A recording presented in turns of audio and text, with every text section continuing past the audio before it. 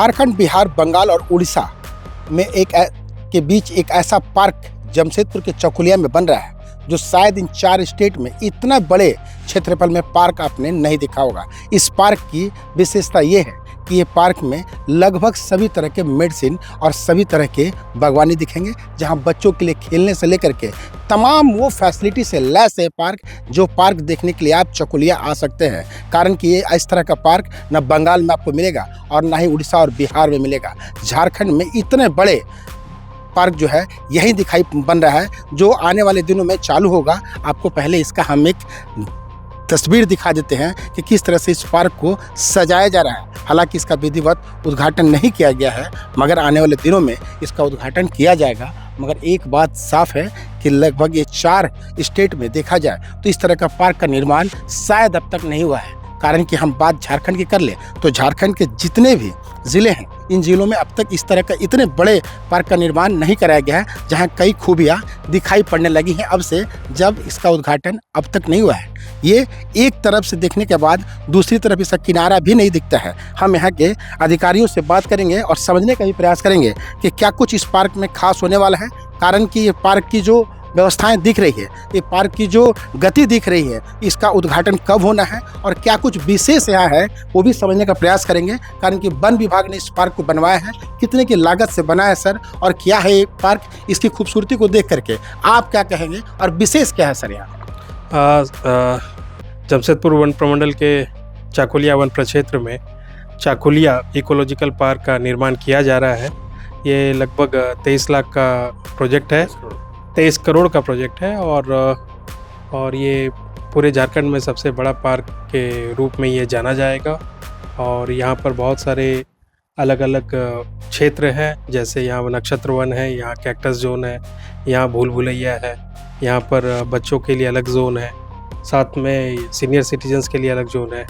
यहाँ पर कल्पतरू वन, शीशम वन, अशोक वाटिका, सारे अलग अलग प्रजाति के पेड़ एवं पौधे यहाँ उपलब्ध है, जिससे यहाँ पर जो भी आगंतुक यहाँ पर जो आएंगे उनका बायोडाइवर्सिटी के संबंध में उनकी जानकारी बढ़ेगी और वो यहाँ से ज्ञान प्राप्त करके और साथ ही साथ रिक्रिएशन करके यहाँ से जा सकेंगे। सर, अब तक देखा गया है कि वन विभाग जो है हाथी को भगाने, जंगल को सुरक्षित करने और तमाम कार्यों में अपना समय व्यतीत करते रही है।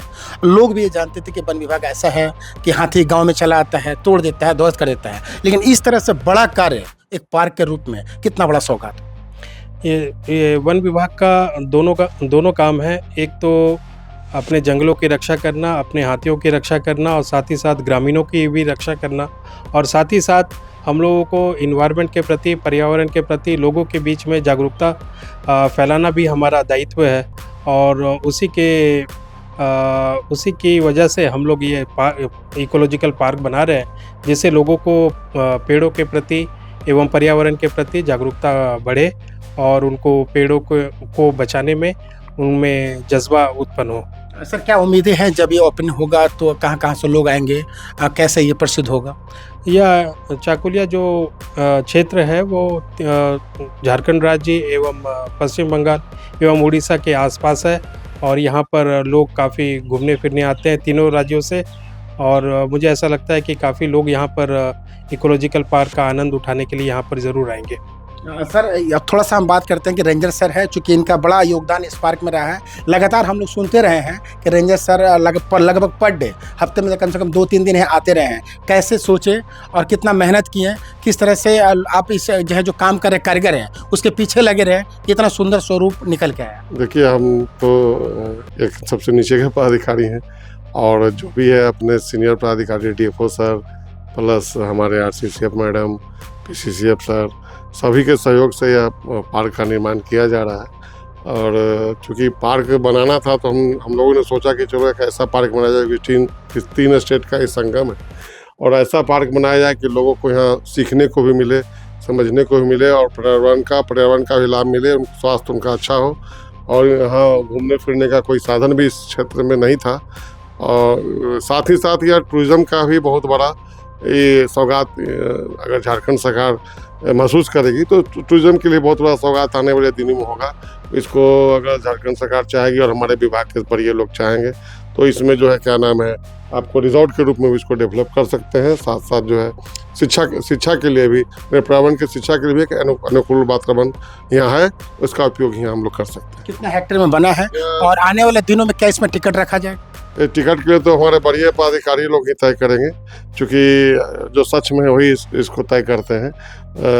लेकिन हमको लगता है कि इसमें अच्छा राजस्व सरकार को प्राप्त होगा, जो आगे चल के यह जो है पार्क जो है अच्छा रह सके, इसका मेंटेनेंस अच्छा से हो सके। वाकई इस तरह के जो पार्क बनते हैं सरकारी स्तर पे, यानी सरकार के जिसमें राजस्व खर्च होती है, तो सरकार को इससे बड़ा रेवेन्यू भी आएगा। मगर एक बात तय है कि ये जो संगम है, चकुलिया का क्षेत्र है, इस चकुलिया क्षेत्र में जहां बंगाल और उड़ीसा और तमाम क्षेत्र से लोग जो आते हैं, खास करके बंगाल से जो लगाते हैं, इस चकुलिया के इस जो पार्क है इसको देखने के बाद मन मुक्त हो जाएंगे। वो सोच में पड़ जाएंगे कि वाकई झारखंड है, वो चकुलिया है जहां एक समय हाथियों को लेकर के लोग यहाँ सोचते थे कि कैसे क्षेत्र से हाथी भागेगा, मगर अब लोग इसलिए आएंगे कि देखने के लिए कि इतना बड़ा पार्क शायद बंगाल में कहीं नहीं है। और यहाँ इसलिए भी लोग आएंगे कि कुछ सीख सके, कारण कि मेडिसिन घास से पौधे से लेकर के कई तरह के यहाँ व्यवस्थाएं की जा रही हैं। इसको देखने समझने के लिए लोग कई प्रदेशों से यहाँ पहुँचने वाले हैं। देखना अब दिलचस्प है कि आने वाले दिनों में कब इसका उद्घाटन होता है और लोग इसका लाभ कब उठा पाते हैं। अपने सहयोगी नवीन प्रधान के साथ इंद्रजीत सिंह, समाचार प्लस, चकुलिया।